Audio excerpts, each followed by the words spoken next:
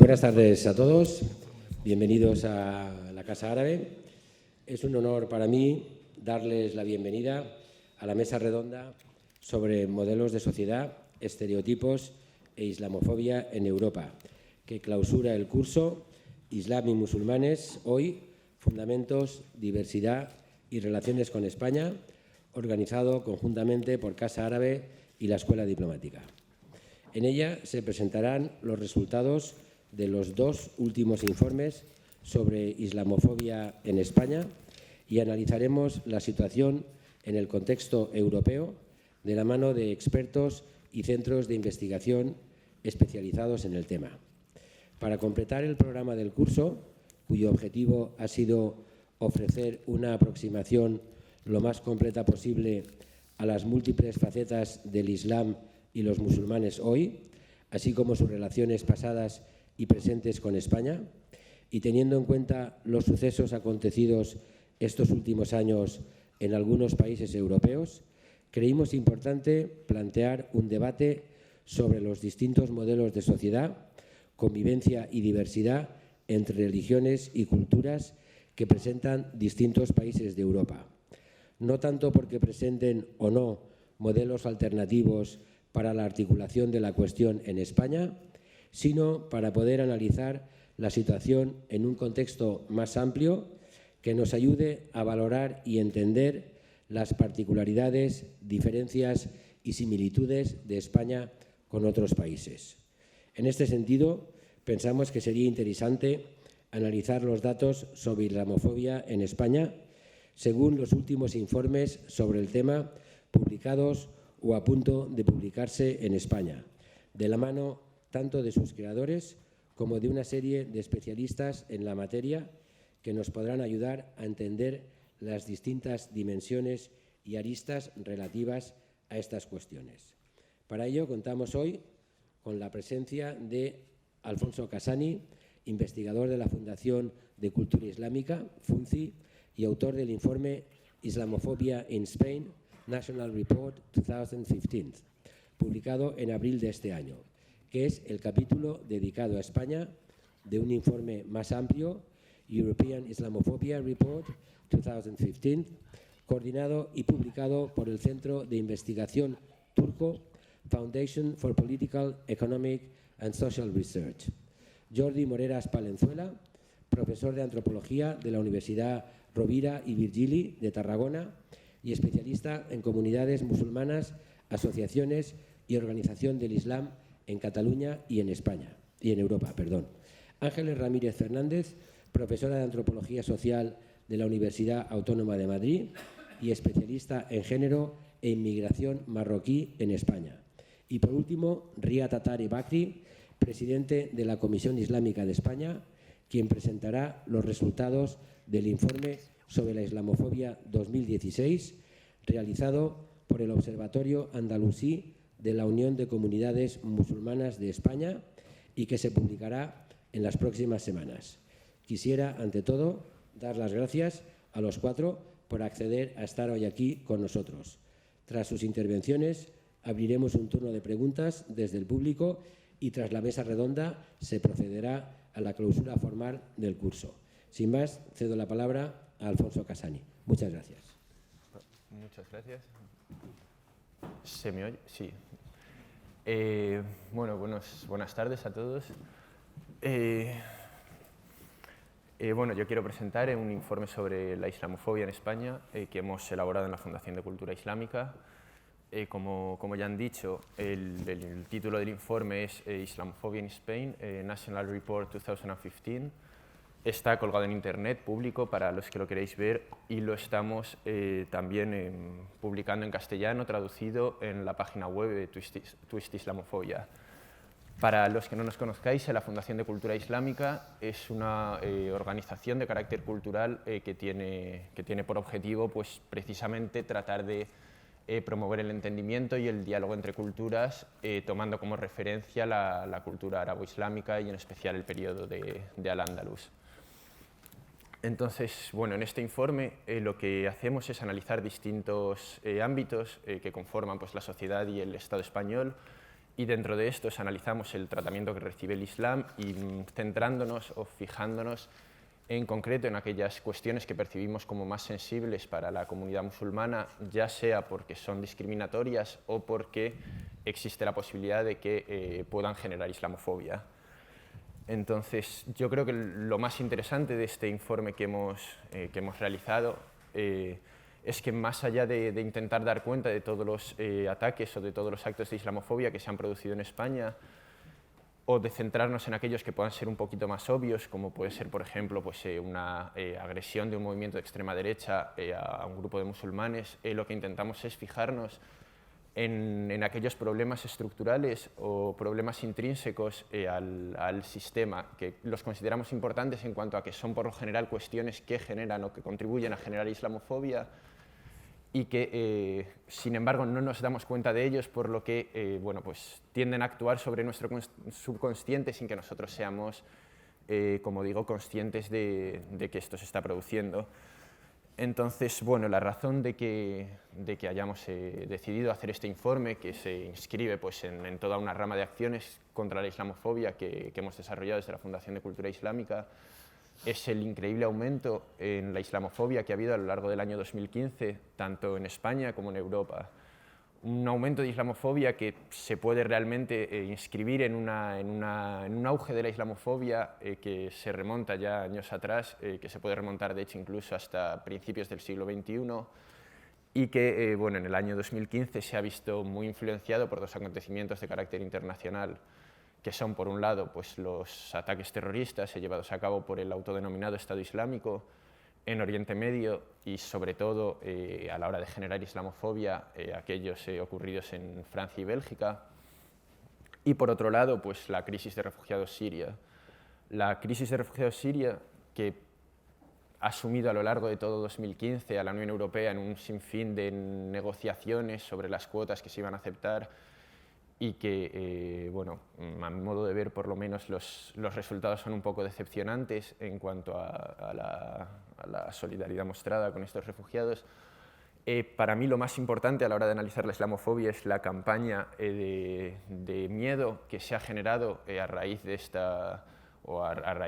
esta cuestión, en la cual pues, se ha llegado a dudar de las identidades de estos refugiados sirios, de los verdaderos intereses que tienen cuando lleguen a Europa, y que ha sido potenciada pues, por los gobiernos europeos, una parte de los gobiernos europeos, por los medios de comunicación y los partidos políticos, precisamente con la finalidad de tratar de justificar la decisión que se ha tomado, pues, tanto por los distintos gobiernos como en general por la Unión Europea.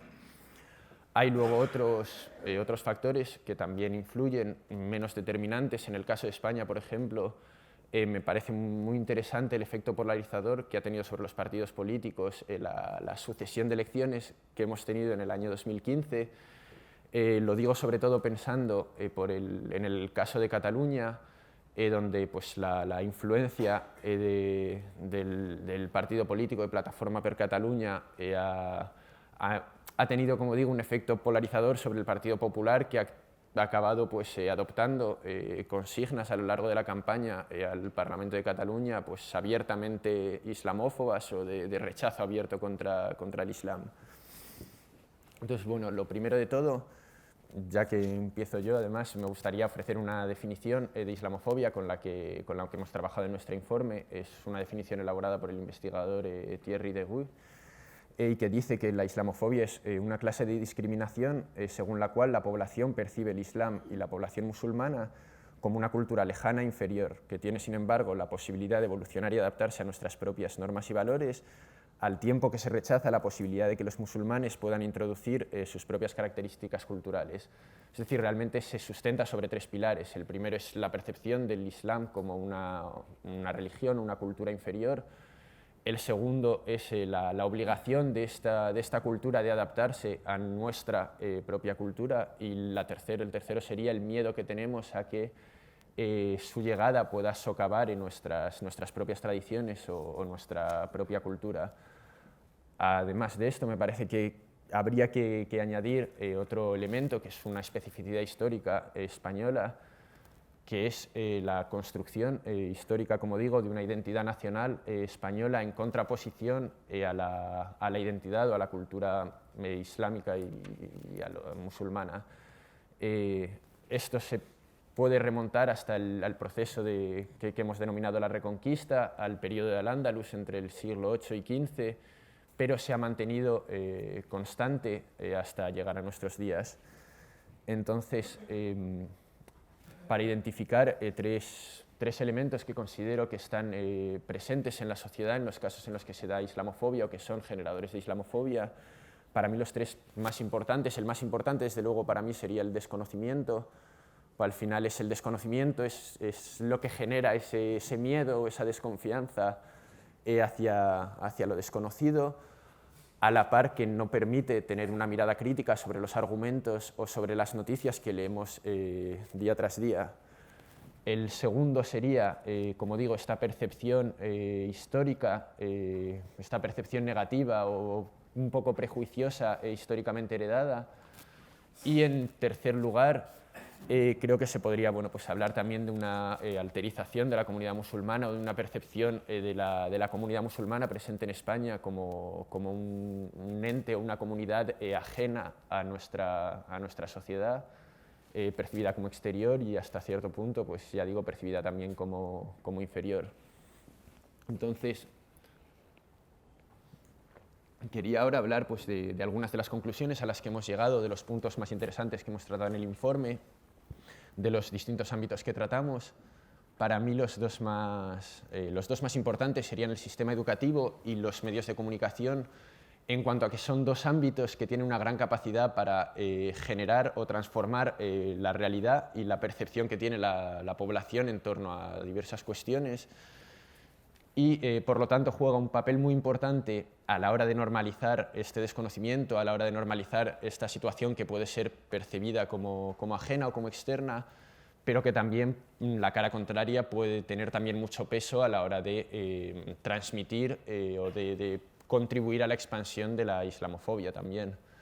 Entonces, en primer lugar, con respecto al sistema educativo, quiero señalar o centrarme en lo que se ha llamado el currículo nulo, que se podría definir como el mecanismo ideológico de omisión de contenidos en los programas escolares afectando a los colegios y a los institutos, y que, en el caso del tratamiento que recibe el Islam o del tratamiento que recibe la civilización árabo-islámica, ya sea desde un punto de vista social o desde un punto de vista histórico, contribuye, por un lado, a mantener este desconocimiento, un conocimiento menos en profundidad de lo que podríamos tener, a realizar generalizaciones en torno a estas cuestiones, a realizar reduccionismos o a percibir muchos de estos, o aproximarnos a muchos de estos acontecimientos históricos desde una perspectiva que realmente refleja nuestra mirada y nuestros intereses. Por poner un ejemplo, para mí el ejemplo más chocante o más claro sería el estudio del periodo de Al-Ándalus en los colegios e institutos, en cuanto a que es un periodo histórico que comprende 8 siglos, es una gran parte de nuestra historia y sin embargo se tiende a estudiar de una forma muy rápida, muy superficial, con temarios muy breves y sobre todo lo que es peor, a menudo cargado con una cierta connotación negativa que genera la imagen de conflicto o de enfrentamiento constante entre dos civilizaciones, lo que hace, como digo, que no se entienda como una parte de nuestra historia o que no se reconozca la contribución que tuvo tanto a la formación de la cultura española como de su historia. Por otro lado, en lo que respecta a los medios de comunicación, estos serían, en mi opinión, el medio más importante a la hora de formar una opinión pública. Y sin embargo, cuando estudios se han demostrado que cuando se pregunta a la comunidad o a la población musulmana cómo perciben los medios de comunicación a la hora de tratar el Islam o a la hora de tratar o de hablar de los musulmanes, estos tienen una cierta percepción negativa de estos medios en cuanto a que existe un gran desconocimiento sobre lo que es o cómo, en qué consiste el Islam en los medios de comunicación y por extensión sobre la población musulmana. Se realizan muchas valoraciones sobre la religión que no se apoyan realmente en bases o en fundamentos religiosos se tiende a hacer generalizaciones de rasgos culturales atribuyéndoselos a la religión. Por poner el ejemplo más conocido que se suele dar es el de la mutilación genital femenina. Es un problema extendido en una parte de África, sin embargo es un problema cultural presente en países africanos de mayoría musulmana y de mayoría cristiana, y que sin embargo pues tiende a atribuirse al Islam con todos los prejuicios y connotaciones negativas que esto tiene. Y el último el último factor pues sería el hecho de que se utilice la fe o la nacionalidad como un factor explicativo en las noticias. Y aquí venimos a otro de los grandes ejemplos que se puede dar, que es si por ejemplo se produce un robo en una tienda, se pueden hacer dos titulares. Puedes hacer un titular en el que digas un ciudadano ha robado una tienda, o puedes hacer un segundo titular en el que digas, por ejemplo, un marroquí ha robado una tienda. La realidad es que este segundo titular no aporta nada de información de valor a la noticia y, sin embargo, contribuye a aumentar o contribuye a generar pues, una cierta mirada prejuiciosa hacia la comunidad marroquí, en este caso. Creo que a esto habría que añadir, sobre todo, porque nuestro análisis se centra en el año 2015, otros factores. El más importante sería el de la vinculación que se tiende a establecer entre Islam y terrorismo cuando se han cometido ataques del autodenominado Estado Islámico. Esta vinculación se puede hacer de diversas formas, se puede hacer directamente tratando de compararles o de decir que son lo mismo, pero también se puede hacer no intencionadamente cuando exigimos a los musulmanes que condenen el atentado de forma específica, o cuando acudimos a ellos a preguntarles información o a preguntarles su opinión con respecto a los atentados, cuando realmente la población musulmana en general tiene el mismo conocimiento que el resto de la población y no hay nada más que realmente pueda aportar. Creo que a esto habría que añadirle otros elementos también, la idea de que el Islam es algo monolítico, que existe un Islam al que por lo general además se tiende a atribuir las características o las interpretaciones más conservadoras de esta religión, en lugar de entender que tiene una gran cantidad de interpretaciones, una gran cantidad de escuelas, o el uso de imágenes sensacionalistas muy recurrentes, el uso de, por ejemplo, la representación de señoras o de personas, de mujeres en burka, vistiendo un burka, cuando realmente, pues dependiendo del país al que estamos atendiendo, no tiene por qué ser la prenda mayoritaria. Y luego, por último, me gustaría hacer una reflexión también del sistema jurídico, pues un punto que me parece muy interesante, ya que normalmente no se suele tratar tanto, que es el efecto que han tenido las leyes de seguridad sobre la población musulmana, leyes como la Ley de Seguridad Ciudadana o el Pacto Antiterrorista. Y me parecen muy interesantes porque no son islamófobas en sí mismas. Sin embargo, sí que considero que tienen unas consecuencias más negativas para la población musulmana. En este sentido, quiero fijarme en dos ideas. La primera de ellas es que hay que tener en cuenta pues, las repercusiones negativas que tienen las leyes de seguridad, que al fin y al cabo lo que hacen es restringir derechos y libertades en aras de la seguridad de la sociedad o de la seguridad del país. Sin embargo, afectan mucho más a aquellas minorías o a aquellos colectivos sobre los que ya existe una percepción negativa o sobre los que ya existe una cierta sospecha. El segundo elemento es el de la categoría o la etiqueta de radicalización, de radical, que se ha generalizado se ha generalizado en muchos ámbitos, pero también en lo que respecta a la población musulmana cuando queremos hablar de terrorismo, y se trata de una etiqueta que es totalmente subjetiva y que es arbitraria en función de quién la esté aplicando. Quiero poner un ejemplo, sobre todo de lo primero, que es un informe de la Brigada de Información Provincial de Sevilla, que se filtró en enero de 2015. En este sentido no tiene mucha relevancia en cuanto a que se filtró, no era una publicación oficial, y la jefatura de policía la desautorizó a las pocas horas de filtrarse, de llegar a los medios. Sin embargo, es muy relevante en cuanto a que eran directrices internas de la policía que sugerían, entre otras cosas, por ejemplo, identificar a aquellos musulmanes o árabes que por la calle estuviesen grabando un vídeo en sitios que no eran turísticos, o a los árabes o musulmanes que estaban utilizando un ordenador dentro de un coche, bajo el argumento de que entonces lo que estarían intentando realizar es craquear una red wifi para cometer actos o ciberterrorismo o crímenes digitales. Me parece muy importante o muy relevante en cuanto a que son actos que no tienen realmente ningún tipo de peligro, por así decirlo. Si los estuviese cometiendo cualquier otra persona, no supondrían ningún motivo de sospecha, y sin embargo, por el hecho de ser llevados a cabo por un árabe o por un musulmán, ya son percibidos como una amenaza. Y es aquí cuando entra la dimensión discriminatoria, la dimensión de prejuicios de este tipo de leyes. Sin ánimo de extenderme mucho más, voy a pasar pues a las recomendaciones generales. Realmente hay una recomendación que me gustaría hacer.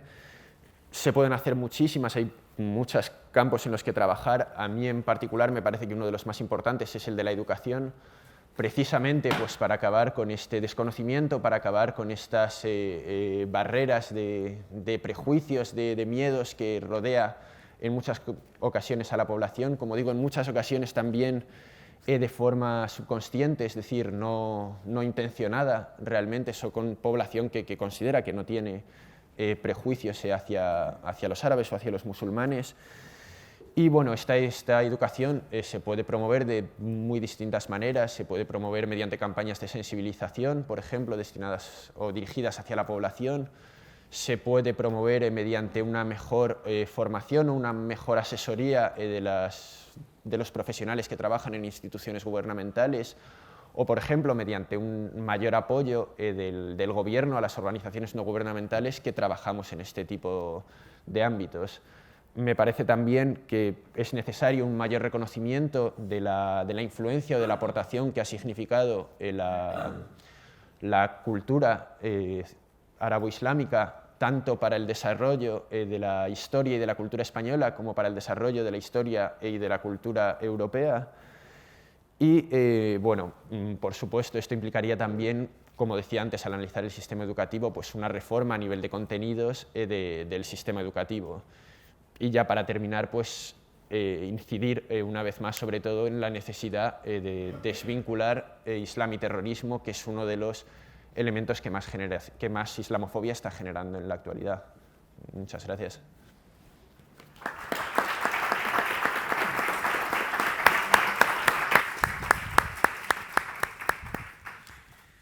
Bueno, buenas tardes.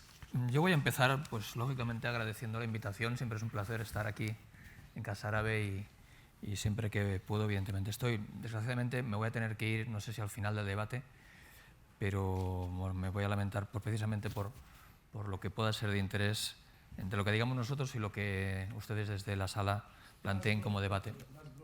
¿Más voz? Bien, vamos a ver. Me lo enfocaré un poquito mejor, no vaya a ser que...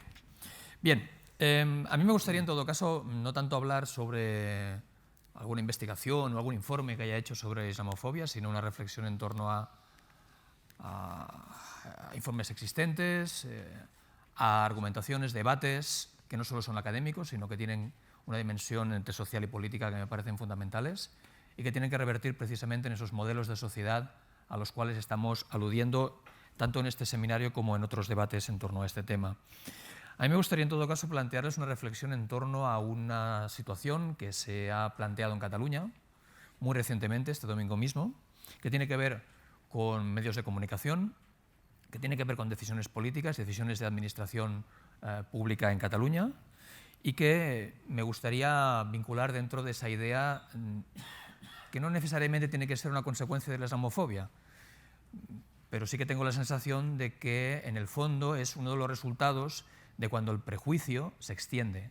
Es decir, voy a hacer una reflexión en torno a un caso, entenderán que probablemente excesivamente condicionado por mi propia condición de ciudadano catalán, de cómo se entiende y cómo se desarrolla el prejuicio cuando éste se plantea desde arriba.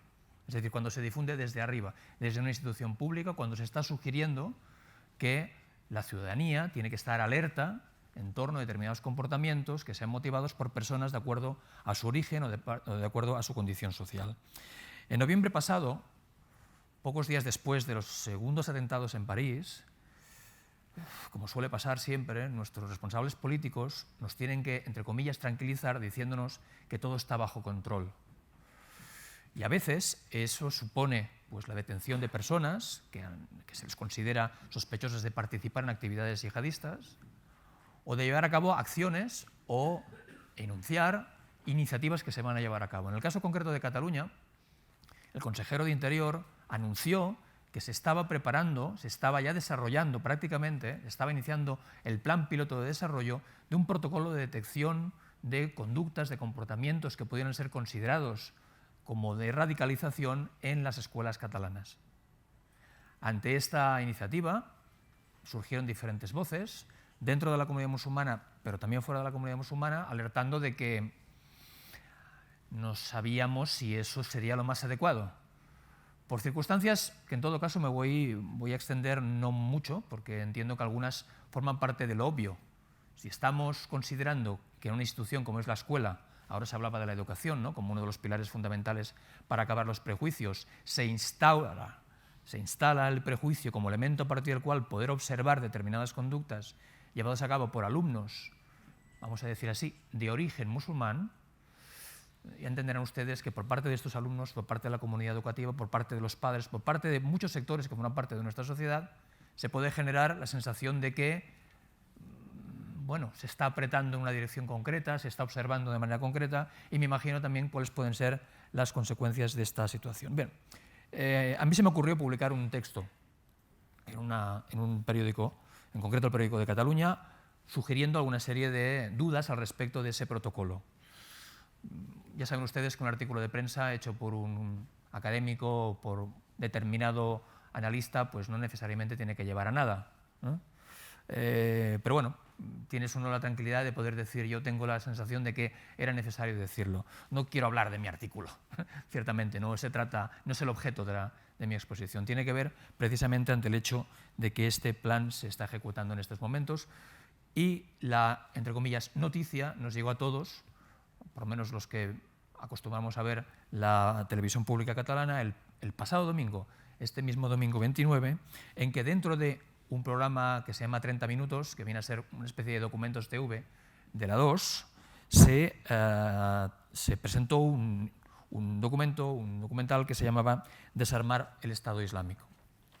Dentro de ese documental se hablaba sobre diferentes iniciativas de desradicalización que se llevaban a cabo en Europa, en Dinamarca, en el Reino Unido, en otras partes, y evidentemente cuando se llegaba al caso de España, pues la sorpresa, entre comillas, vamos a decirlo así, siguiendo el hilo argumental del documental, la sorpresa es que no se estaba haciendo nada, ¿no?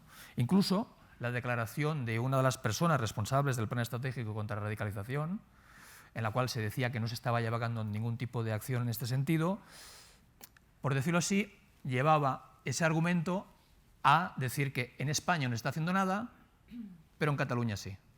Ya saben ustedes cuál es la situación en la cual nos encontramos, ¿no? Ciertamente, y en esa agua que ya baja de una manera muy concreta, pues se aprovecha también esa circunstancia para presentar este protocolo de detección. Ese protocolo fue presentado a partir de dos casos concretos.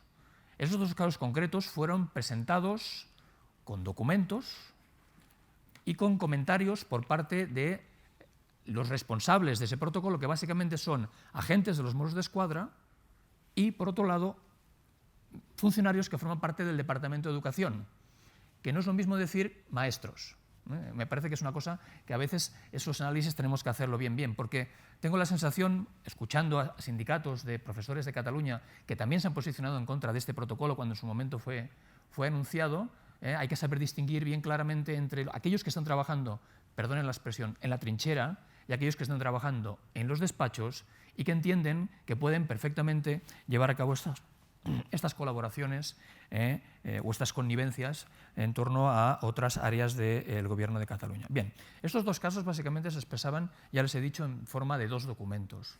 El primer documento era un dibujo llevado a cabo por un niño de entre 5 y 6 años, en el cual aparecía la imagen de una persona apuñalada, llena de sangre, y luego otra sin la cabeza. Eso fue considerado como algo que potencialmente podría estar incitando el hecho de que ese niño fuera influenciado de alguna manera a que esos actos que probablemente habría visto, ya sea en Internet, ya sea en su casa, ya sea fuera de su casa, pudieras generar algún tipo de atención. Estamos hablando de un chaval de 5 o 6 años. En ningún momento se dice que sean chavales de origen musulmán, pero no hace falta, ¿no? Es decir, se da por sentado en el argumento que vincula ese documento. En el segundo caso, es un texto redactado por un chico o una chica, no se dice, de primero de ESO, en torno a 13, 14 años, y en el que se dice, se afirma, quiero ser yihadista, yihadismo no es ser terrorista, y otras frases de apoyo al Estado Islámico. Tanto en un caso como en otro, el comentario que llevan a cabo, se reproduce la situación en la cual unos policías hablan con los funcionarios del Departamento de Educación para hablar qué vamos a hacer sobre estos casos. Se plantea básicamente que, bueno, nos extraña que haya pasado esto porque estos dos casos provienen de familias, literalmente lo digo, normalizadas y sin ningún problema añadido. No pasa nada, o sí que pasa. A lo mejor esas familias no saben que está pasando algo y por lo tanto tienen que ser, por un lado la policía y por otro lado los maestros los que tienen que alertar de esas supuestas conductas que puedan derivar en algo más. Yo sinceramente no puedo hacer ningún tipo de afirmación al respecto de, más allá viendo ese reportaje, de lo que pueda llegar a suponer tanto la carta como el dibujo. A mí me genera una cierta inquietud poder pensar que un chaval de 5 años puede imaginarse a través de una serie de dibujos que puedan estar ya enfocándose en una dirección muy concreta con respecto a un potencial proceso de radicalización.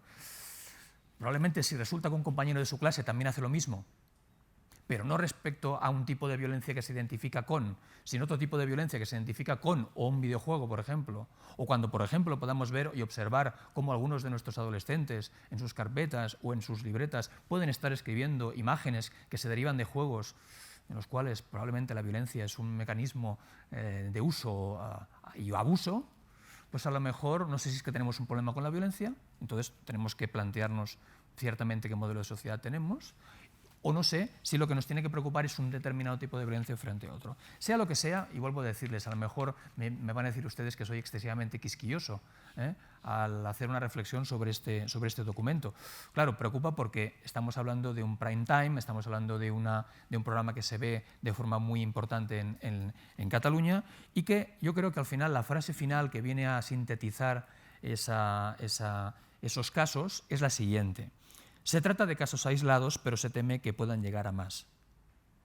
Con lo cual, lo que se está haciendo básicamente es un proceso de argumentación y de justificación de que ese protocolo tiene que estar en marcha ya. Y si no ha estado antes, no se sabe por qué no. Entonces, mi reflexión viene a ser la siguiente. Vuelvo otra vez a decir, estamos hablando delante de un documento periodístico concreto, pero ese documento periodístico concreto no es la firma de un articulista de un determinado periódico. Es un documento elaborado por una televisión pública mostrando un determinado trabajo que llevan a cabo otros miembros de esa función pública respecto a una cuestión que a todos nos interesa o todos nos preocupa. El mensaje que se está transmitiendo básicamente es que ese protocolo tiene que llevarse a cabo porque se entiende que más tarde, más temprano, nos podamos encontrar en situaciones que tengan que ser prevenidas. Mi reflexión es la siguiente. Si lo que hacemos básicamente es intervenir sobre el ámbito educativo, considerando lo que hasta ahora han sido situaciones que han sido abordadas desde un planteamiento pedagógico, básicamente, que tienen que ver con usos vestimentarios, que tienen que ver con reacciones concretas a determinadas pautas, comportamientos o actividades escolares, que tienen que ver ante situaciones derivadas de disciplina o de falta de respeto. Si todo eso se ha llevado a cabo desde hace años, yo creo que en este sentido tendríamos que hacer un homenaje a los profesores y las profesoras que han intentado, dentro de su margen de conocimiento y de voluntad y de buen hacer, conducir todo esto desde un margen de acción educativa, ¿por qué ahora estamos cambiando y entendemos que el nuevo registro es el de la radicalización? Claro, ya se pueden ustedes imaginar qué mensaje se está transmitiendo a básicamente 4 actores. El primero tiene que ver con los propios profesores. Todos sabemos cuáles son las circunstancias que la crisis económica ha provocado en la educación. Por lo tanto, tenemos toda una serie de dimensiones estructurales de crisis que están haciendo que cualquier elemento que tenga que ver ante circunstancias del día a día complejo de la tarea educativa puedan derivar o puedan generar una especie, digamos, de gota que hace que el vaso ya acabe de colmarse y empiece a derramarse el líquido, ¿no? Por lo tanto, hemos de ir con mucho cuidado al tratar que ese equilibrio, que ya sabemos todos que es bastante precario en el ámbito educativo, se pueda forzar en esta dirección. En segundo término, me estoy refiriendo a los chicos y chicas que van a la escuela pensando que la escuela les tiene que, por lo menos, abrir la puerta de un futuro con provecho. Si resulta que el lugar en el cual tanto chicos como chicas, y no me estoy refiriendo a chicos de un origen frente a otros, sino unos y otros, encuentran que la escuela es una institución que tiene que vigilar, tiene que seguir sus pasos, tiene que reportar sus conductas anómalas, entonces tenemos otro problema de falta de confianza. Tercero, nos referimos a las familias. Si las familias confían en una institución que se llama escuela y todos hemos confiado a llevar a nuestros hijos a estos ámbitos educativos para formarlos como ciudadanos, ¿qué mensaje se les está dando? Un mensaje de intranquilidad respecto a que sus hijos puedan salirse del orden establecido, que establezcan toda una serie de pautas de comportamientos no adecuados, cómo se interviene al respecto. Y luego, por último, me parece que toda la sociedad también está implicada en toda esta situación, ¿no?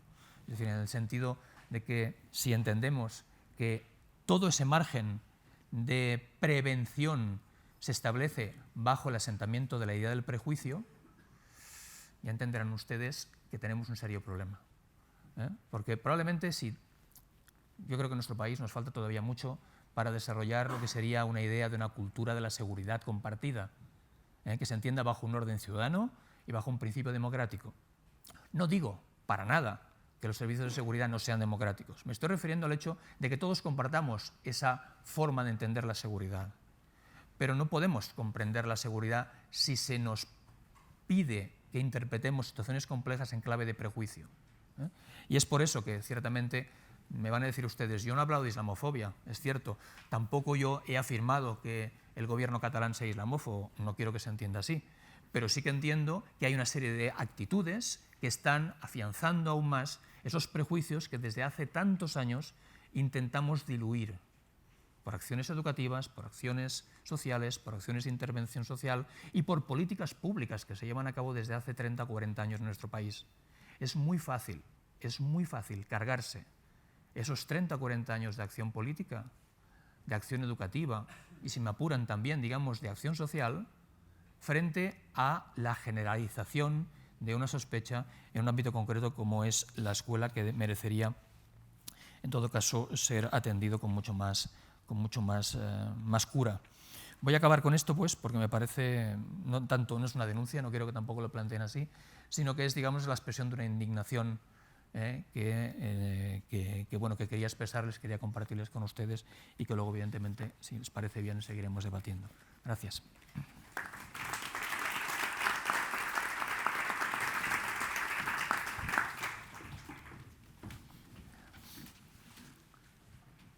No vamos a ver nada. Pues buenas tardes. Voy a poner aquí porque voy a poner algunas fotos y es más cómodo para mí. Primero quería agradecer a Casa Árabe la invitación y a continuación sumarme a esta mesa de sofás sobre la islamofobia, hablando de una cuestión en concreto que, perdón, no puedo hacer dos cosas a la vez. Pongo y comienzo. Bien, quiero empezar con esta definición que es mucho menos sofisticada.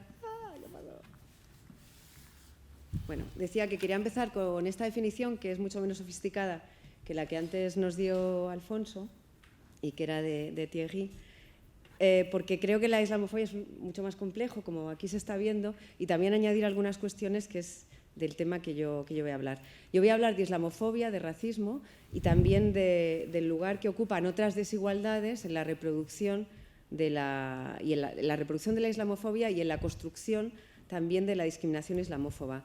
Hablaré, aunque no me gusta la terminología, pero creo que puede ser útil y la voy a usar aquí para hablar justamente de esta cuestión, hablaré de lo que algunas autoras se refieren como islamofobia de género y también del papel de las mujeres como objeto, de las mujeres musulmanas y también de refilón de las mujeres no musulmanas en la construcción de la islamofobia.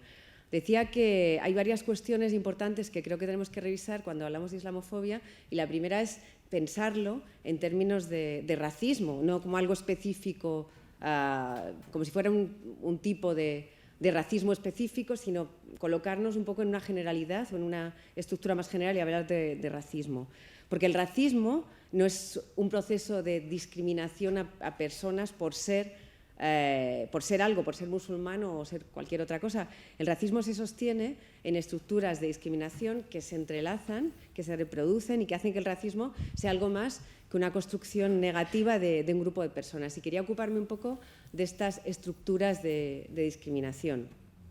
En primer lugar, las personas musulmanas, muchas de origen extranjero, como sabemos, se insertan en inferioridad de condiciones como ciudadanos y como ciudadanas.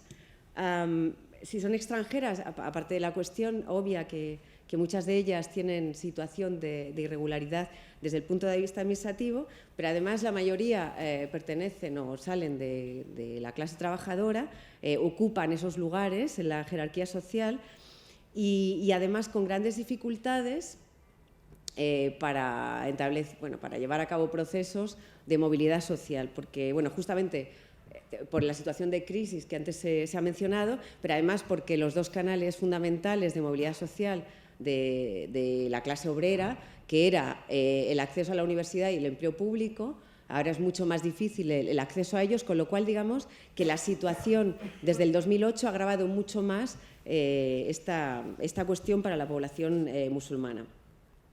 Es decir, no se dan las condiciones para que la mayor parte de la población musulmana pueda salir de este lugar. Y yo creo que este es un dato fundamental. Esto además les da muy poca, como grupo, luego Riaz Tatari nos hablará seguramente algo de esta cuestión, pero esto además como grupo les da muy poca capacidad de negociación de cara al Estado, hasta el punto que habiendo leyes que respetan su diversidad religiosa en muchos ámbitos, hay bastante incapacidad para hacer cumplir estas leyes. Me refiero a tener derecho a un menú sin cerdo, por ejemplo, en un comedor escolar, o a negociar por qué en muchos centros escolares, en muchos establecimientos escolares, está prohibido el pañuelo para las adolescentes. Y esto tiene que ver con eso. Y aquí viene la segunda estructura de dominación, que se engancha con la islamofobia y la reproduce, y se trata, y lo voy a llamar así, luego podemos hablar del tema, se trata de que hay una cuestión fuertemente sexista en la construcción, o machista si queréis, en la construcción de la islamofobia, porque son las mujeres y no los hombres los que la sufren de manera más sistemática. Bueno, ¿y por qué ocurre esto, no? A pesar de que... Traigo un par de dibujos. A pesar de que simbólicamente los hombres musulmanes ocupan en el imaginario un lugar mucho más violento, mucho más agresivo, estas son caricaturas de los años 20, sin embargo, las mujeres musulmanas son un blanco mucho más fácil y más evidente para el racismo. Las mujeres objetivo para los actos racistas, y en los informes que nos presentan nuestros compañeros ahí incluso se ponen porcentajes. El porcentaje de actos racistas que tienen que ver con mujeres que llevan pañuelo, creo que está en torno a un 20%, pero digo que las mujeres objetivos son las que llevan pañuelo, pero no solamente, porque también si son identificadas como extranjeras o como extranjeras del sur, me refiero, o con piel oscura o con cabello más rizado, son tratadas en general, y esto es una obviedad, ya lo sé, peor que las que no lo son. Pero además el pañuelo las identifica como árabes, como musulmanas, y esto las sitúa en un lugar mucho más vulnerable, como todas sabemos, ¿no?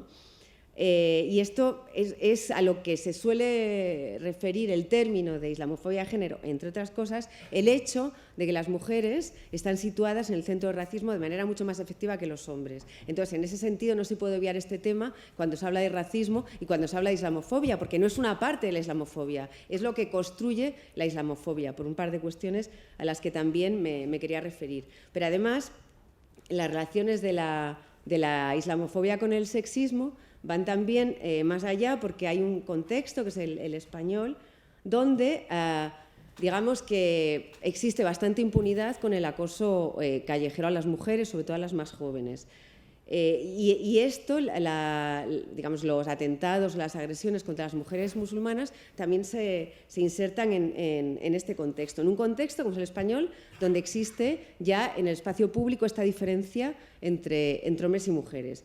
Y el hecho, además de llevar pañuelo, refuerza esa impunidad en el espacio público y esa diferenciación entre hombres y mujeres, porque las mujeres musulmanas que llevan pañuelo son atacadas porque son musulmanas, pero también porque son mujeres. Y esto es una cuestión fundamental, con lo cual tiene que ver todas estas, no tanto lo que sería lo más evidente, que son los ataques a las mujeres con hijab, sino también toda la estructura tiene mucho que ver con estos dos ejes de dominación. Por tanto, la islamofobia no es una cuestión puramente de discriminación hacia una religión diferente, como también comentaban mis compañeros de mesa, sino que es sistémica, es decir, la solución no pasa solo por educar en la diversidad o por programas de sensibilización, por eso pasa, como comentaba hace Jordi un momento, que el trabajo de mucho tiempo se puede venir abajo, porque no deja de ser un trabajo bastante superficial. La solución, digamos,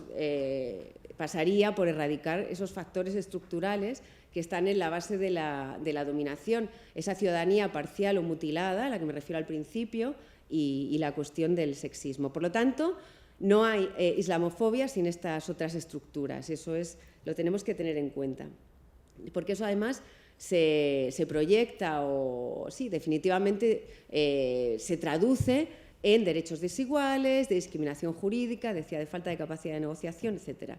Por todo esto, sí que es interesante plantearse si el nombre de islamofobia es adecuado. Efectivamente, a mí me parece muy interesante porque, y lo compartimos las personas que estamos en la mesa, es interesante porque visibiliza justamente el racismo contra el Islam, pero también parece que lo pone mucho una cuestión pura de sensibilización y de valores y no de estas cuestiones que están en el centro del tema, ¿no? Porque por poner un ejemplo, bueno, o dos ejemplos obvios y rápidos, las mujeres ricas saudíes que están paseando por les Champs-Élysées y yendo a las tiendas de Armani, evidentemente no son molestadas para que cumplan la prohibición del niqab en Francia, ¿no?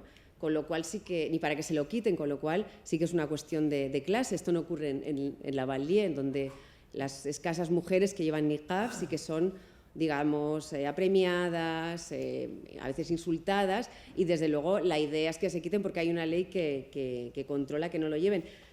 Si en España, digamos, todas las mujeres fueran de esta clase, seguramente sería difícil imaginar la prohibición del niqab en muchos municipios o del hijab en muchos colegios públicos. También hay una cuestión, decía, de sexo, de sexismo. Un hombre visiblemente musulmán, como nos imaginemos a un hombre visiblemente musulmán o que lleve una jilaba, una candora o algo que esté claro, no va a ser molestado por otro hombre o por dos mujeres en un parque, porque bueno, pues el hijab se convierte en una provocación para el racismo porque lo llevan las mujeres y eventualmente se puede producir una agresión. Entonces, como decía, estos dos tipos de dominación colocan a la población musulmana en un lugar vulnerable respecto al reclamo de su ciudadanía.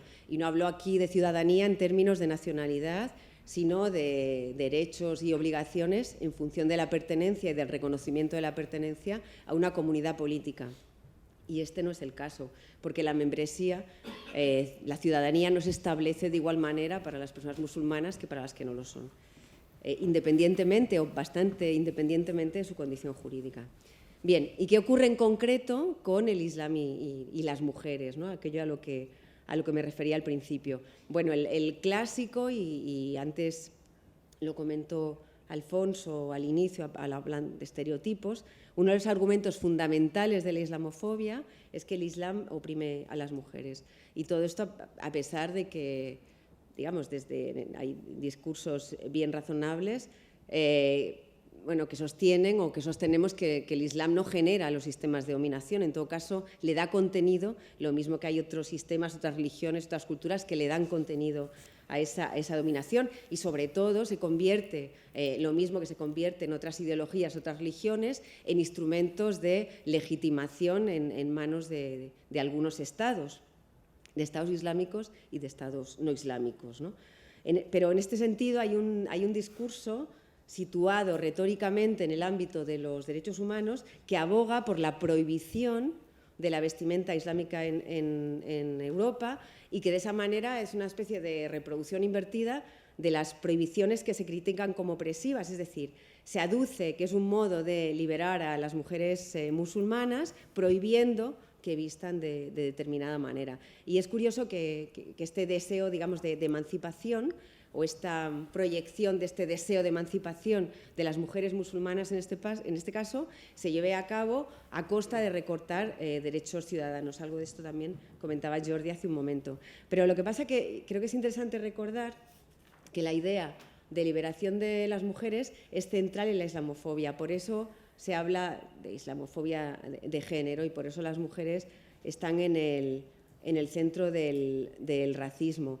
Quería mostrar solo dos fotos, es una foto del 2011, pero digamos que esto es de un periódico portugués, y esto sería, ¿se ve? Bueno, se ve regular, pero lo que me interesa es una mujer que lleva un niqab y la frase, ¿no? La idea de la alianza, digamos, algo creado desde los países occidentales, desde las instituciones de los países occidentales, como eso podía ser un instrumento para esta liberación, una vez que se ha definido, como nos comentaba Alfonso hace un rato, una vez que se ha definido a esta población como teniendo ciertas características de subdesarrollo, retraso, etc. Esta es la primera foto. Y la segunda, que es una foto de una compañera, que, bueno, la foto es de una fotógrafa iraní, pero esto es una campaña que se hizo en la Universidad Autónoma un 8 de marzo, que, como muchas sabréis, es el Día de la Mujer Trabajadora, y es una campaña que se hizo como situaciones de dominación y de subordinación de las mujeres. Y una de las fotos era esta, y muchas estudiantes que llevaban pañuelo se sintieron profundamente ofendidas por estar en el blanco de este proceso de liberación que se iba a llevar desde mi universidad en este caso. Quería también poner una canción muy cortita, es un minuto, pero creo que es interesante. Bueno, la cuestión es que la canción reproduce este discurso de liberación. ¿No habéis visto atrás que había unos coros de mujeres con burka? Y este es un grupo, esto como parte de la cultura popular progresista, un grupo que escuchaba gente joven, etc. La idea de que hay algo que va a liberar a las mujeres y la vestimenta es fundamental. Y eso se va a llevar a cabo justamente desde los contextos occidentales en los que residen. Me parecía interesante mostrarlo. Si tenéis ocasión, el grupo este se llamaba Amistades Peligrosas, y la canción está en YouTube.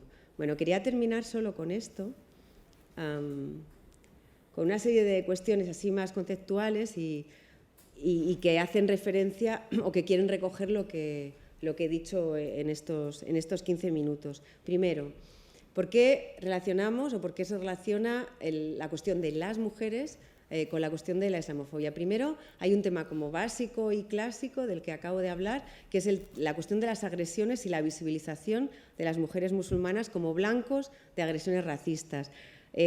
Como decía hace un momento, al llevar pañuelo, pues son inequívocamente musulmanas, se las asocia además con la extranjería, y en muchos casos son más vulnerables por la cuestión de que son identificadas con trabajadoras, con mujeres pobres, etc. Es decir, que se supone que tienen más incapacidad para defenderse.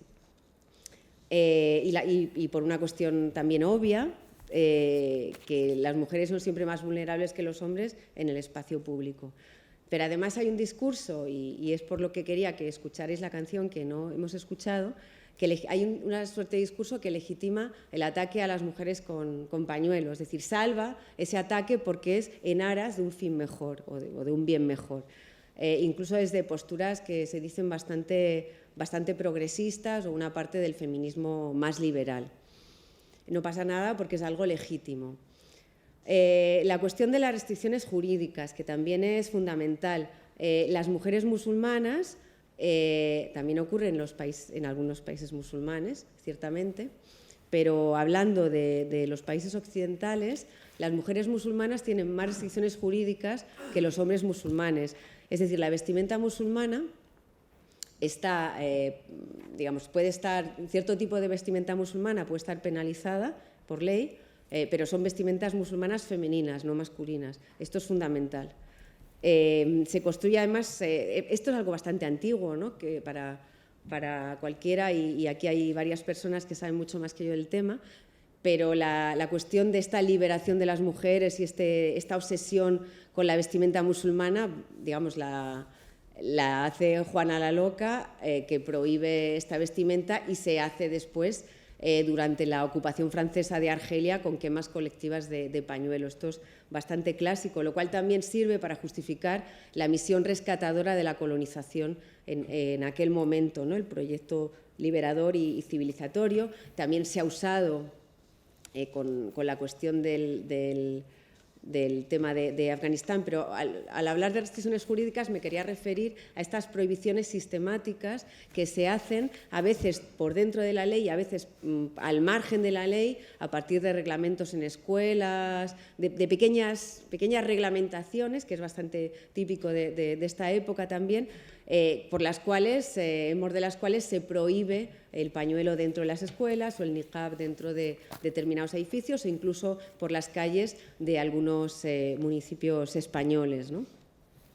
Pero creo que es interesante también pensar en el tercer punto, antes lo comentaba, esta instrumentalización de la supuesta situación de las mujeres, porque esta construcción en relación a las mujeres sirve para estigmatizar a toda la comunidad musulmana. Es un racismo contra todas y contra todos los musulmanes, ¿no? Tanto la idea de esto que lo podemos leer tan a menudo, ¿no? Pues todos los argumentos que dieron, entre otras personas, Laura Bush durante la ocupación de Afganistán, o, por ejemplo, todo el discurso que hay en Francia con el garçon arabe, ¿no? de la banlieue, que es bastante violento con sus hermanas, que las obliga a llevar el pañuelo, que hay violaciones colectivas, etcétera. Todo este tipo de construcciones que definitivamente legitiman esa idea de salvajismo, que además se estigmatiza a toda la comunidad y tiene otra utilidad. Antes también mis compañeros se referían a ello,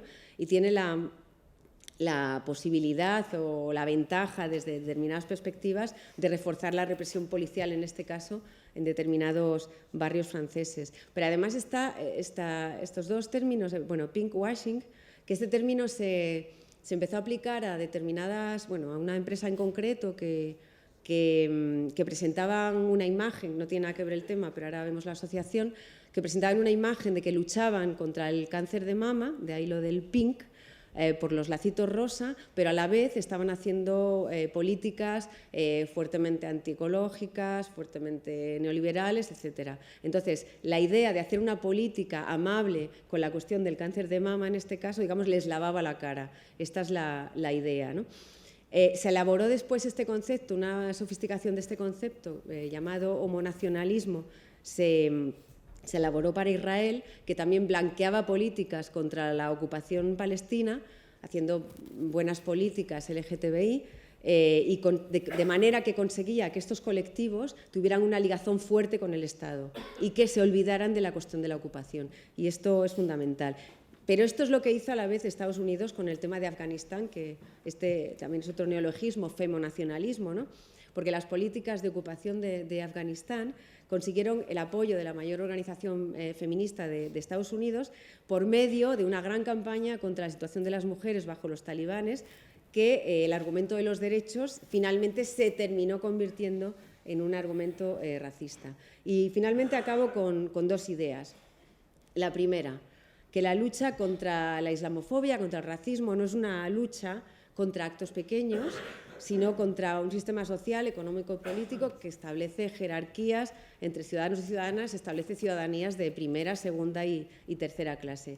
Y en segundo lugar, o la segunda idea con la que quería terminar, es que la islamofobia, la cuestión de las mujeres, como he dicho, es central, lo cual redunda en una mayor visibilidad y vulnerabilidad que, como he intentado mostrar, la pone en el centro de los ataques racistas, tanto en el espacio público como desde algunos gobiernos que terminan restringiendo sus derechos, su libertad religiosa, por medio de prohibiciones vestimentarias, también por medio de otras cuestiones como las que comentaba Jordi al final, y también por medio del control de la movilidad en nombre de la seguridad.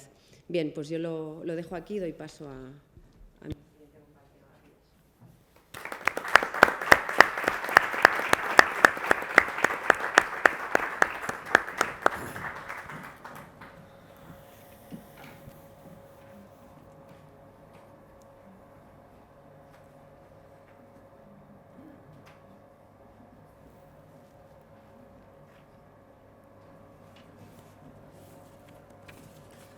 Buenas tardes. Empiezo agradeciendo ¿No? ¿Se oye? Bueno, agradeciendo la invitación en las personas de los responsables de la Escuela Diplomática y la Casa Árabe. Muchísimas gracias.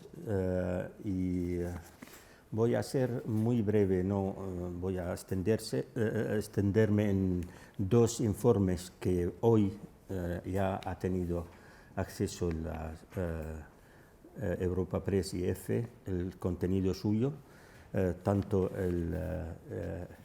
las incidencias de la islamofobia en España como también la actualidad de la comunidad musulmana española. Yo voy a volver un poco a la historia de hace aproximadamente 13 años, cuando hemos empezado a publicar los 3 informes, creando una institución autónoma dentro de la estructura de la Unión de Comunidades Islámicas de España, que es el Observatorio Andalusí.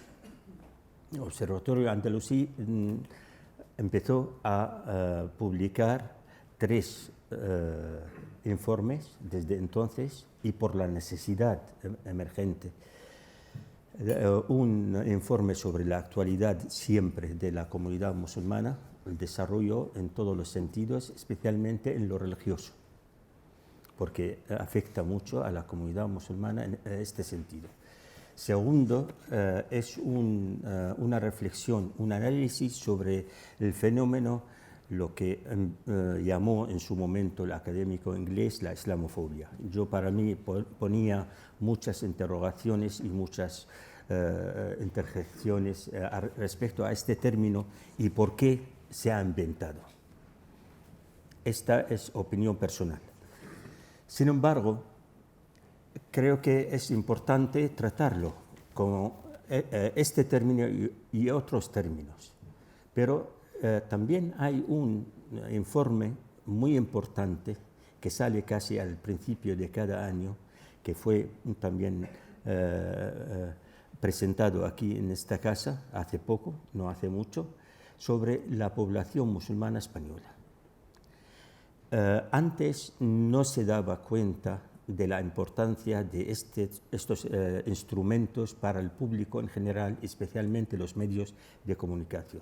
Pero ahora yo creo que no hay una oportunidad sin mencionar estos 3 elementos, especialmente lo de la islamofobia y la actualidad de la comunidad musulmana española en coordinación con el mismo ente en la OSCE. El trabajo a nivel, en abril prácticamente se ha publicado el informe basado también de España en el informe del Observatorio Andalusí. Voy a empezar por los términos. Los términos, a decir la verdad, son lo que están haciendo gran daño a la estructura mental y intelectual nuestra. usar el término de islamista en el sentido de que es un radical, un violento, no es correcto. Además, está haciendo un daño al propio Islam. Islam es paz. Entonces, no puede ser que se juntan los dos términos, la violencia y la paz. Segundo, respecto a lo que llaman la yihad, y es el yihad. El yihad es un término también muy querido por todos los musulmanes. Y es un término amplio tanto en la vida individual de los musulmanes como colectiva. Por lo tanto, cuando se usa esto, están o mejor dicho, están pensando en hacer daño a la comunidad musulmana y al mismo tiempo desarrollando estos términos para crear este rechazo entre las sociedades, especialmente donde los musulmanes son minoría. Los términos no se quedan en esto, también se han usado unos términos como por ejemplo hace unos 30 años se ha usado el término de fundamentalista y integrista, pero desde luego el discurso no estaba dirigido a los musulmanes, estaba dirigido a los europeos en el término integrista y a los americanos el término fundamentalista, porque el fundamentalismo es de la controversia antidarwiniana de los metodistas protestantes americanos, y también el integrismo es del padre Lefebvre de Francia, pero los musulmanes no tienen nada que ver con esto.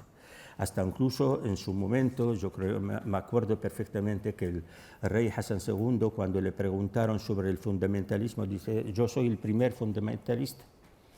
Es precisamente porque en la cultura musulmana quien estudia los fundamentos del Islam y los desarrolla es fundamentalista, se llama así, es usuli. Por lo tanto, yo creo que manejar estos términos en el sentido peyorativo, luego ya viene los talibanes. Más tarde, cuando ya se ha pasado este término, ha venido el Qaeda. Y ahora últimamente tenemos Daesh. No sé si dentro de unos años el intelecto fabricador de estos términos que nos va a regalar. Bueno, poniendo todo esto en cuestión desde el principio, digo, mire, el desarrollo del Islam en España ahora no se trata de unos cuantos que vienen a trabajar en España. Cuando se firmó el Acuerdo de Cooperación en 1992, yo me acuerdo perfectamente, literalmente, del dictamen del notorio arraigo del Islam en España. El proceso para llegar a cooperar con el Estado ha sido las palabras siguientes: ahora los musulmanes son pocos, pero como son muy próximos al núcleo fundamental de los países islámicos, seguro que se va a desarrollar. Yo digo otra cosa, que la globalización ahora actualmente es un fenómeno de un sentido creciente. No hay marcha atrás, no para los musulmanes, sino para el mundo entero. La facilidad de traslado, el intercambio, todo lo que estamos viendo ahora es un mundo muy intermezclado. Por lo tanto, si no construimos la base de convivencia de forma sana y correcta, yo creo que vamos a tener todos problemas. ¿Por qué lo estoy diciendo? Porque también ahora los musulmanes rozan 2 millones. No estoy hablando de 200.000 cuando se firmó el acuerdo de cooperación. 2 millones, el 41% son españoles. De alguna forma son españoles. Pueden ser que abrazaron el Islam, son autóctonos o se han nacionalizado, sus hijos, sus nietos. Ahora tenemos la 4ª generación en algunas partes de España. Por lo tanto, tenemos que pensar ya que el Islam es parte de esta sociedad y los musulmanes protegen esta sociedad, quieren a esta sociedad, trabajan para vivir y convivir y también construir el país donde están. Esto no lo digo para vender nada absolutamente, pero es la realidad, la pura realidad. Más todavía, los extranjeros poco a poco prácticamente o están buscando un trabajo fuera de España porque ahora la crisis ha puesto su mella aquí en España, o el crecimiento que vemos ahora en los informes de la población musulmana, el crecimiento natural, el crecimiento demográfico de la población musulmana.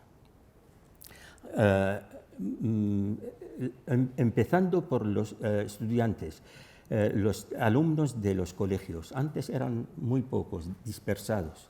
Ahora el número casi 280.000 escolares en toda España.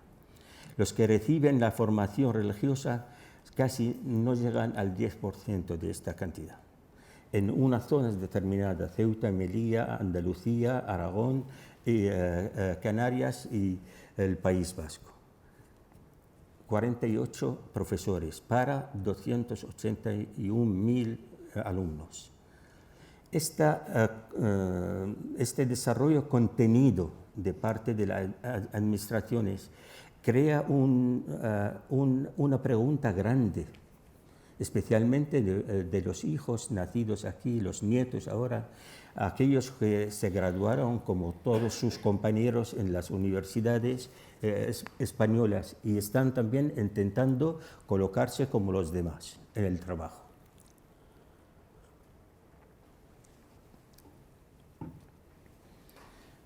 En el sentido que estamos trabajando, especialmente el análisis del informe de la islamofobia y estudiar los incidencias, especialmente lo que vemos, notamos inmediatamente, cuando hay un hecho, fíjense, fuera de España aumenta el fenómeno o las incidencias islamófobas, menos que lo que está pasando en España. Y este es un fenómeno que merece de verdad un análisis muy profundo. Ahora seguimos con lo que es natural. Por ejemplo, antes mucha gente, por ejemplo, era joven cuando estaba trabajando, etc.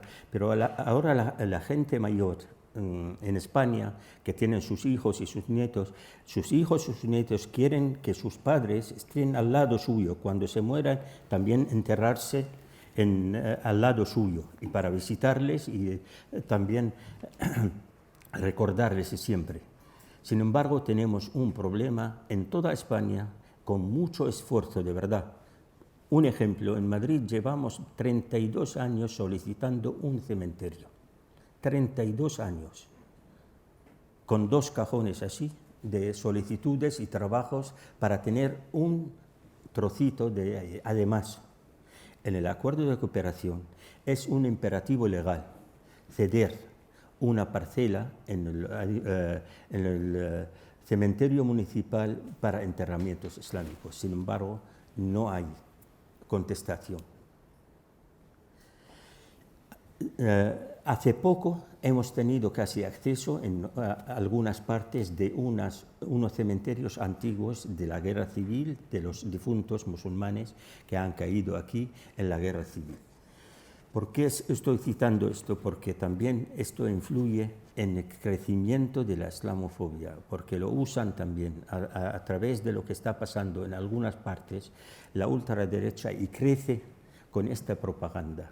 Crece con la propaganda, mira, los musulmanes están solicitando esto. Es un derecho natural.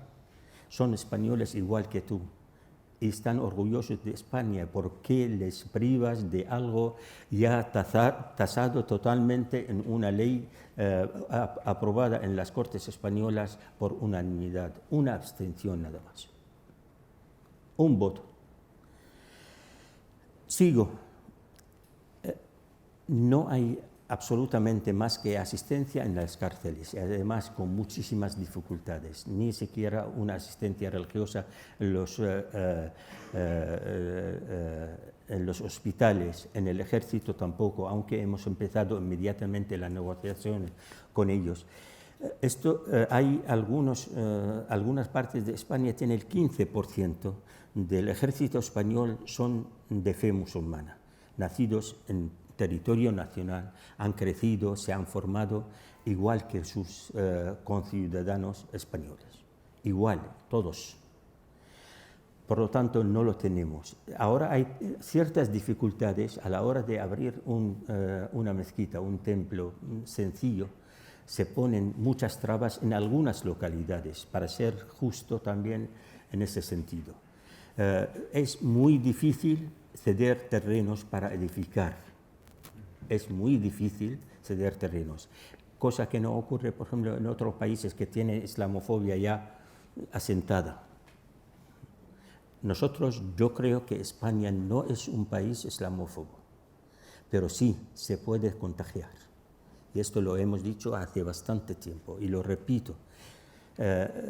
Por eso invito a todas las administraciones, a todo el mundo civil nuestro y religioso, que haga frente directamente haciendo uso en lo que está en sus manos, especialmente los instrumentos jurídicos, para que no se asienta en España un grupo como Pegida, por ejemplo, de Alemania, o otro grupo, por ejemplo, como la ultraderecha francesa, etc. El carácter del pueblo español y la historia que hemos vivido juntos, más que separados, 800 años juntos, y hasta ahora tenemos casi 520 y tantos separados, nada más. Pero estamos aquí también, vivimos y compartimos la vida de todos.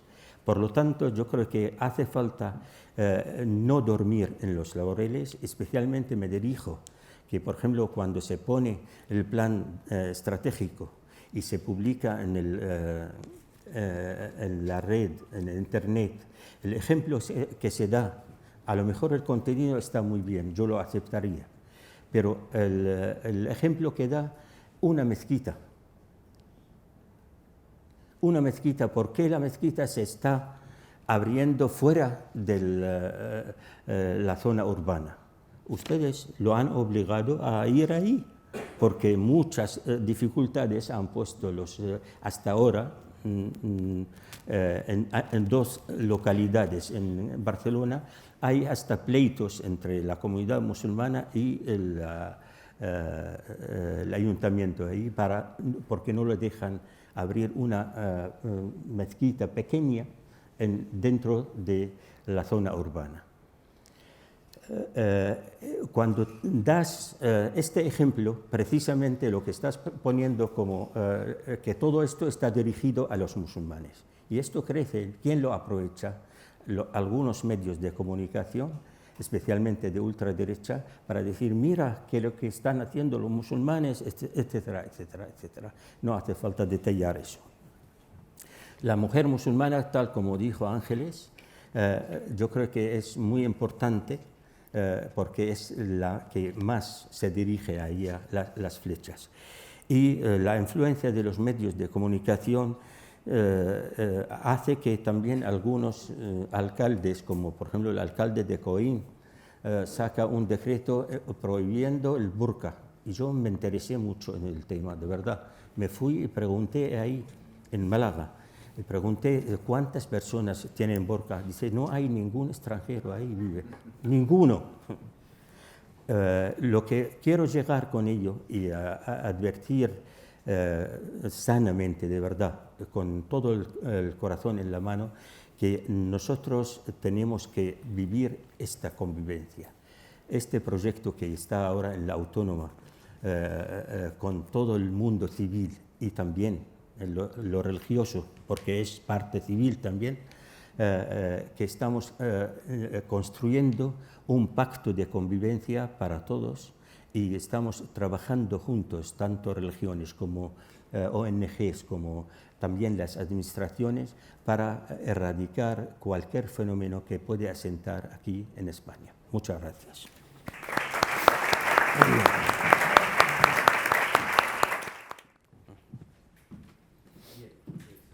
Otra vez muchas gracias a los ponentes y a todos ustedes por su presencia. Ahora, como decía al principio, aparte de esta presentación de los informes y el tratamiento sobre la islamofobia, vamos a proceder a la clausura de ese curso que tan generosamente ha calificado la última interviniente, y va a ser por medio de las palabras del embajador director de la Escuela Diplomática, que es la que organiza este curso junto con Casa Árabe, Enrique Viguera. Pero antes de pasar a la palabra, quiero hacer dos precisiones quizá prácticas para los participantes en el curso. Los certificados están a su disposición al salir, saliendo en la mesa de la izquierda, y saliendo en la mesa de la derecha hay también, para los que quieran hacerlo, unos formularios de evaluación para que califiquen lo que les ha parecido el curso. Muchas gracias otra vez y paso la palabra a don Enrique Viguera. Muy rápidamente y muy brevemente, porque ya es muy tarde. Yo quería simplemente agradecer a Casa Árabe y particularmente a su director, Pedro Villena, compañero de profesión y de promoción y buen amigo, el haber participado con nosotros en la elaboración de este curso. Querría simplemente recordar que cuando llegué a la Escuela Diplomática hace 9 meses, 10 meses, y revisar los currículums que había en la escuela, me sorprendió muchísimo comprobar que no había ningún curso regular sobre el mundo árabe, el Islam. Me sorprendió muchísimo. Me estuve tirando un poco de los archivos y vi que efectivamente hacía 10 años, 12 años, había un curso, pero con el paso del tiempo pues perdió cierto interés. De vez en cuando había algunas jornadas que se organizaban y bueno, pues tomé la determinación no solamente de incorporarlo dentro del máster que tenemos en la escuela como un seminario obligatorio, desde este año constituye una parte muy importante de ese máster, sino al mismo tiempo proponerle a Casa Árabe que esa cooperación circunstancial, temporal, que teníamos pues cada 2 o 3 años, de organizar unas jornadas, se convirtieran realmente en unas jornadas de carácter permanente y anual, todos los años. Y desde aquí renuevo este ofrecimiento para que conjuntamente organicemos este curso, fundamentalmente para funcionarios públicos españoles de todas las administraciones públicas, que están todos los días encontrándose con cuestiones relacionadas con esta realidad no solamente internacional, que nos afecta muchísimo, sino al mismo tiempo realidad nacional, como hemos estado viendo hoy en este diálogo tan esclarecedor para muchos de nosotros. Yo modestamente, en fin, confieso que conozco poco esta realidad y bueno, pues todo lo que se nos ofrezca de conocer esta realidad mejor, pues bienvenido será. De modo que, Pedro, sinceramente, tenemos que continuar esta cooperación. A mí me encantaría de estas jornadas, a ver si podemos sacar un libro, buenamente, por eso también sería bueno que nuestros colaboradores estuvieran de acuerdo para sacar una obrita y a partir de ahora todos los años, porque es que este es un tema que evoluciona muy rápidamente. Tenemos muchos especialistas en España y a nivel internacional, y la aportación de España es importante, de modo que, bueno, encantado de concluir estas jornadas.